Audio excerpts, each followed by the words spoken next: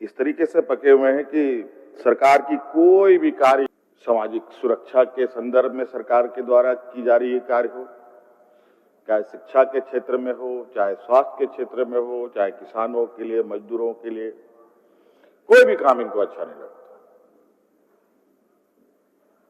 और मुझे लगता है कि 2 दिन के इस वाद विवाद में कोई राज्य अलग होने के बाद आप सभी मान्यों ने जो आज विपक्ष में बैठे हैं, आप लोगों ने इस राज्य को ऐसे कीचड़ में धकेला था कि आज उस कीचड़ से इस राज्य को निकालते निकालते हम लोगों के पसीने छूट गए।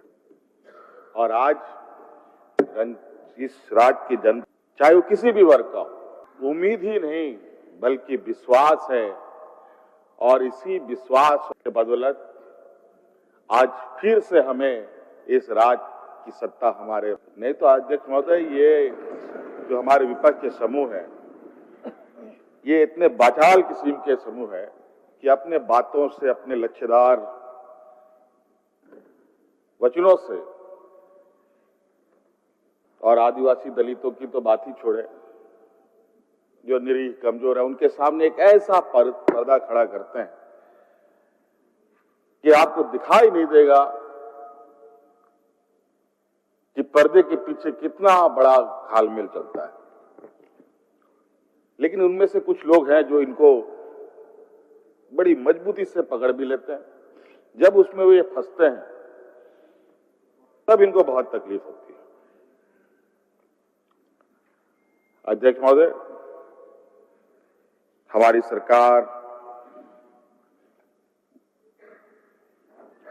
जात धर्म से ऊपर उठकर इस राज्य के हर वर्ग, हर समाज के वर्गों को एक नजर से और एक समान अधिकार उन तक पहुंचाने का हम लोगों का संकल्प है। अध्यक्ष महोदय, आज हमारे कोई ऐसे योजना नहीं है जो योजना किसी जाति धर्म को बांटता हो। हाँ, ये जरूर है, जो कमजोर है उसको थोड़ा प्राथमिकता जरूर सरकार देने का प्रयास करती है। और ये बात आप भी मानेंगे अध्यक्ष महोदय कि घर में भी जो कमजोर बच्चा होता है उस पर माता पिता विशेष ध्यान देते हैं। तो अध्यक्ष महोदय, ये राज्य का जो सामाजिक ताना बना है, यहाँ के आदिवासी, दलित, पिछड़े लोग संविधान में अधिकार होने के बावजूद भी आज हाशिए पे ही खड़े हैं। आज उन्हीं का प्रतिनिधित्व हम सब लोग कर रहे हैं अध्यक्ष महोदय।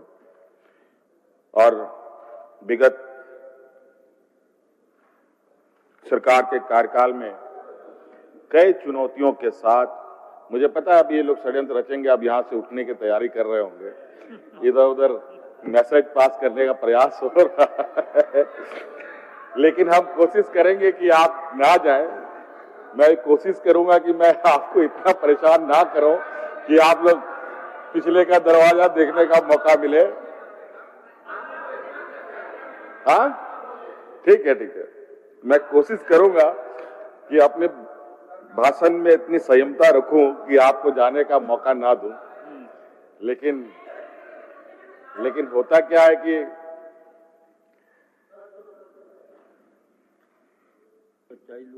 जब सच्चाई सामने आने लगती है तो उसमें बड़ी कठिनाई होती है उसको फेस करना, उसको उसके साथ चलना। अध्यक्ष महोदय,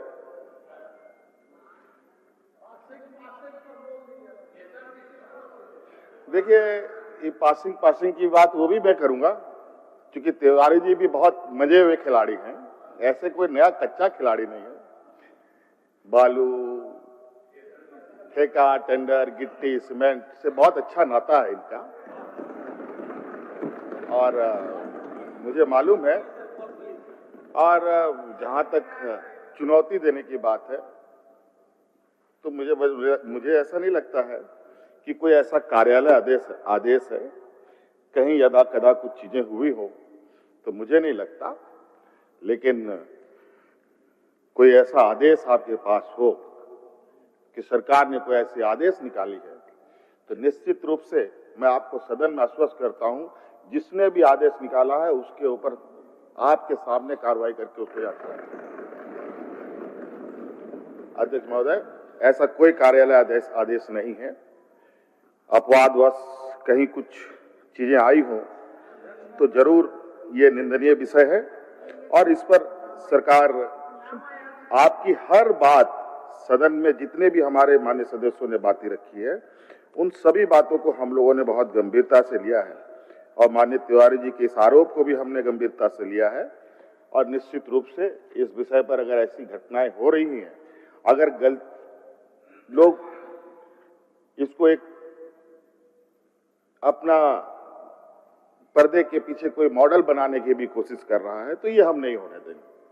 अध्यक्ष महोदय, ये देश का पहला राज्य है अध्यक्ष महोदय जहां इस राज्य की जनता के लिए हम लोगों ने एयर एम्बुलेंस की व्यवस्थाएं की है, कोई देश में नहीं है।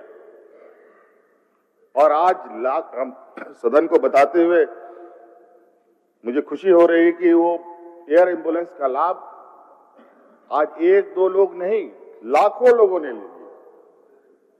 जहां 10 लाख लोगों को चेन्नई जाने में एयर एम्बुलेंस की आवश्यकता पड़ती थी, मात्र 3-4 लाख रुपए में ये चेन्नई तक पहुंचते हैं। अध्यक्ष महोदय, कई ऐसे घटनाएं थी, अगर एयर एम्बुलेंस ना होता तो वो मरीज वहीं खत्म हो चुका होता। अध्यक्ष महोदय, ये बड़ाई नहीं कर रहा हूं और ये हम समय के साथ और कितनी चीजों को बेहतर करने का प्रयास करें, इसको लेकर आज हम लगातार हर सरकार के हर क्षेत्र पर हमारी नजर है। स्वास्थ्य की बात कहें अध्यक्ष महोदय, रिम्स को लेकर आए दिन अखबारों में चीजें छपती है, आए दिन सरकार को लेकर कुछ हमारे अखबार वाले पत्रकार मित्र लोग भी सरकार को चूटी काटने से बाज नहीं आते हैं।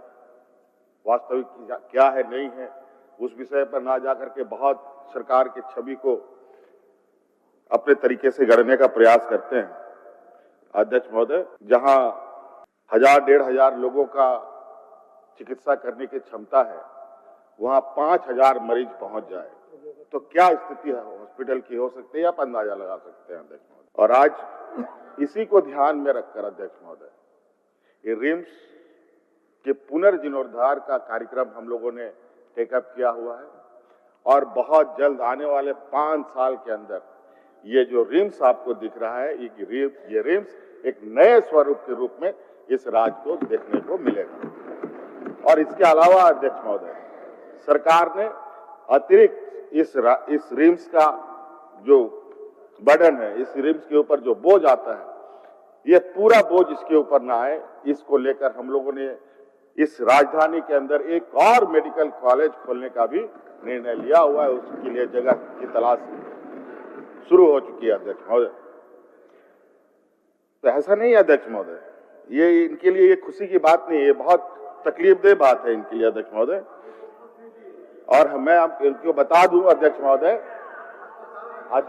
मैं इनको बता दूं, हम लोगों ने इनके इतने षड्यंत्र के बावजूद विगत 5 सालों में इतने कार्य किए अध्यक्ष महोदय, उन कार्यों का जवाब आज इनको मिला है।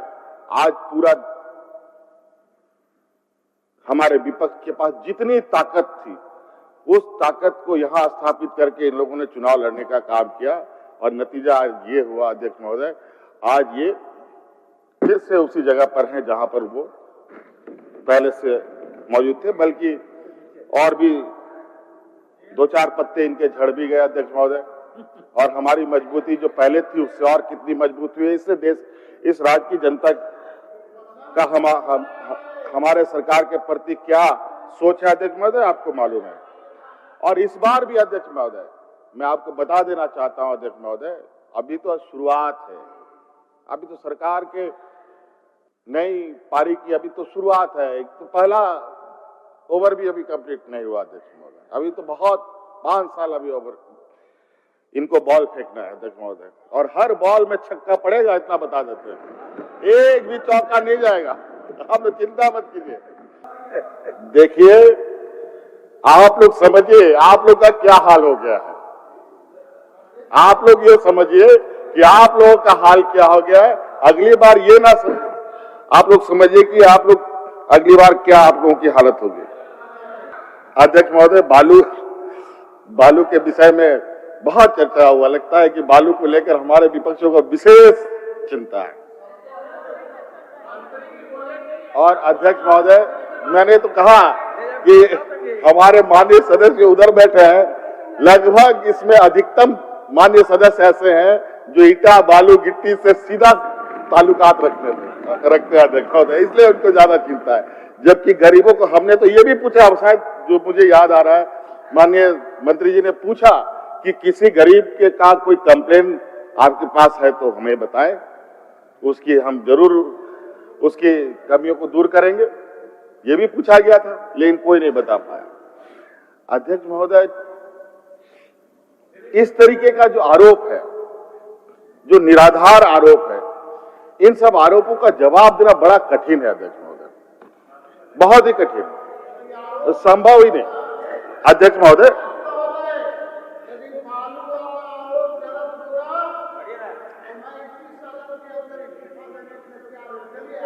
अरे आप अपनी बातों से कब मुकर जाएंगे, कोई भरोसा नहीं है, छोड़िए, आज क्या बात कीजिएगा। चलिए अध्यक्ष महोदय, सीपी बाबू धड़ाधड़ अध्यक्ष महोदय अपार्टमेंट बन रहे हैं, धड़ाधड़ काम चल रहा है चारों तरफ। अध्यक्ष महोदय, सिर्फ इनको 2 ट्रक बालू नहीं मिला, फ्री में नहीं मिला, इसलिए ये हालत है कि हमको मिला क्यों नहीं फ्री में। अध्यक्ष महोदय, और कोई विषय नहीं है, ये पैसा से नहीं खरीदना चाहते हैं, ये दमोगल से खरीदना चाहते हैं, जो सरकार कभी नहीं देगी।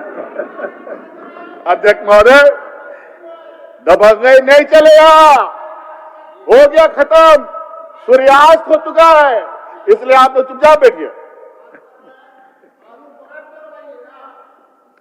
बालू फ्लड आप चिंता मत कीजिए, आप लोग का जरूर मुसीबतें बढ़ेंगी आने वाला समय में। अध्यक्ष महोदय,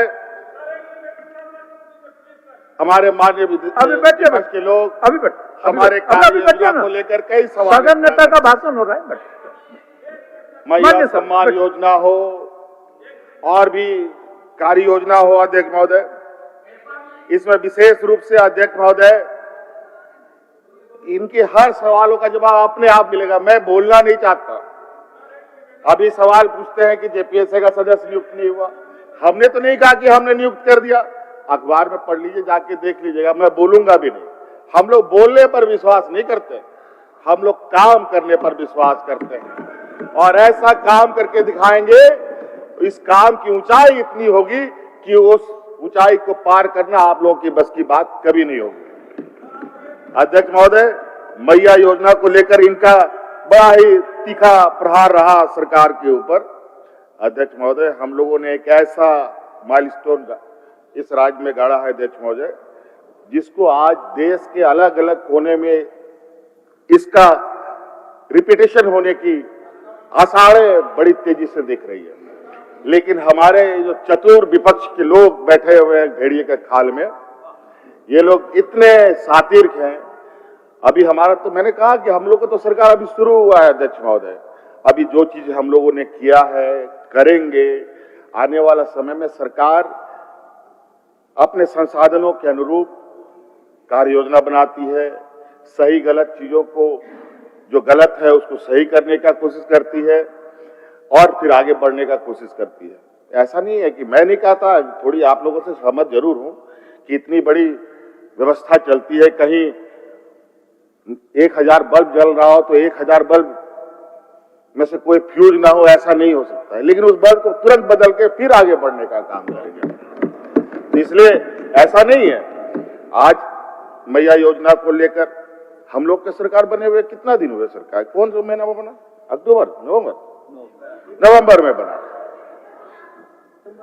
नवंबर, हाँ नवंबर दिसंबर मान के चलिए नवंबर में बना सरकार। आप बताइए,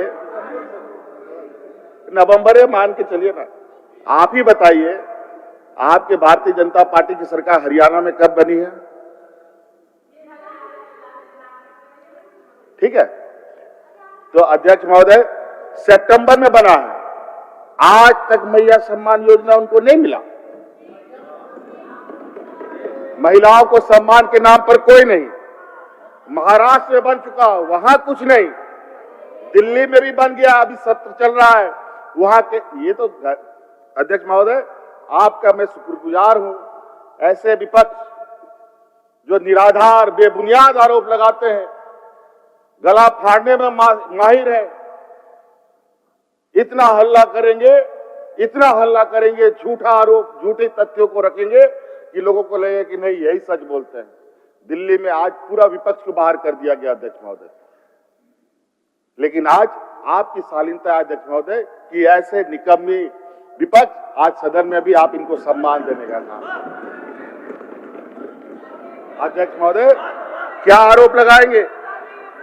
और हम लोग जो कहते हैं वो करके दिखाते हैं। और आज उड़ीसा में देखिए मैया को क्या सम्मान देते हैं, 830 रुपया देते हैं। मध्य प्रदेश में मैया को कितना सम्मान देते हैं, 1100 रुपया देते हैं। असम में कितना देते हैं, जो यहाँ करके 6 महीना तक इस सरकार को बदस्त करने का प्रयास किया, वो मुख्यमंत्री मैया को 1200 रुपया सम्मान देने का काम करता है। बताइए, चिंता मत कीजिए, असम भी आने वाला समय में आपका ये सुपड़ा साफ करने का काम होगा अध्यक्ष महोदय।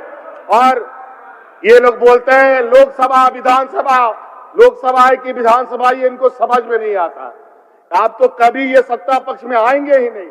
अगर दिल्ली में सरकार रहे तो क्या करेंगे? अध्यक्ष महोदय, केंद्र सरकार देश का माता पिता के रूप में है, सवाल जवाब तो सबसे अधिक उससे होना चाहिए। आज देखिए अध्यक्ष महोदय, ये अखबार का ही एक ये अध्यक्ष महोदय आर्टिकल निकला है जहां केंद्र सरकार मात्र 650 करोड़ रुपया देता है 17-18 हजार करोड़ रुपए में। बताइए कैसे हम सरकार चला? और अभी महीना साल पूरा होने जा रहा है, 1 महीना भी नहीं बचा, अभी तक पैसा नहीं आया। कैसे सरकार काम करती होगी? प्रधानमंत्री आवास कहां चला गया अध्यक्ष महोदय? जब स्थिति हाथ से निकलने लगती है अध्यक्ष महोदय तो बहुत तकलीफ होती है। आज आपको पता है अध्यक्ष महोदय, हमारे राज्य में खिलाड़ियों का कितना उत्साह और खेल के प्रति लोग नौजवानों का कितना रुझान रहता है। और खेल को लेकर के अध्यक्ष महोदय जानते हैं, भारत सरकार अपना बजट का 30% से अधिक बजट सिर्फ गुजरात को देता है, जहां एक भी मेडल कोई नौजवान नहीं उठाता। और यहां मात्र 20-30 करोड़ रुपए हमें मिलता है अध्यक्ष महोदय। आज देखिए मेडलों की झड़ी लगी रहती है इस राज्य में, लेकिन पैसे के अभाव में, सीमित संसाधन में हमें काम करना पड़ता है। लेकिन उससे चिंता करने की आवश्यकता नहीं है। जब संसाधन बगैर हम इतनी मजबूती के साथ खड़ा होने का संकल्प लेते हैं, ये संसाधन अगर हमारे पास है तो हम इसमें भी बहुत काम करने की संकल्प के साथ आगे बढ़ते हैं अध्यक्ष महोदय। बहुत सारी बातें हैं अध्यक्ष महोदय, सरकार के जो लक्ष्य हैं, सरकार के जो उद्देश्य हैं, सरकार ने क्या किया, सरकार ने क्या नहीं किया, कभी शब्दों को अलग अलग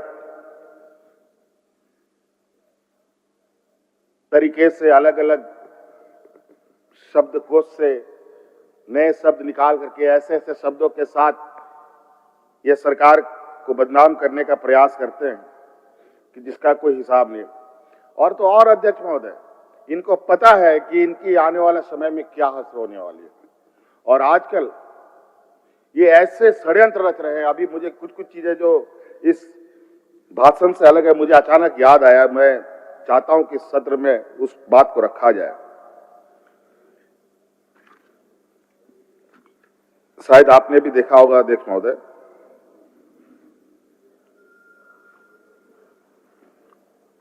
अपने पिता के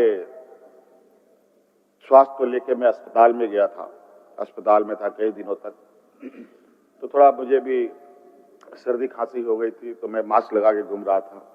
कल भी एक अस्पताल गया, हमारे राज्यसभा सांसद दुर्घटना में उनको चोट आई, तो हमने मास्क लगा के रखा। तुरंत लोगों ने ये रिमर उठाया कि मुख्यमंत्री को लंग्स में प्रॉब्लम आ गया है, मुझे कैंसर हो गया है, तरह तरह के। कुछ लोगों ने ये भी रिमर उड़ाया है कि सरकार कोई काम नहीं करेगी, अभी सरकार काम करने की इच्छा में नहीं है, सरकार 2 साल के बाद काम करेगी। आखिर ये बात करता कौन है अध्यक्ष महोदय? ये इस तरीके के रूमर्स बनाते कौन है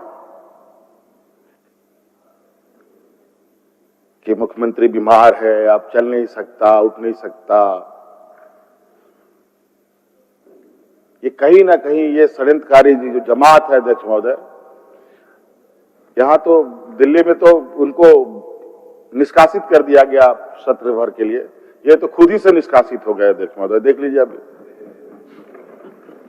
इनका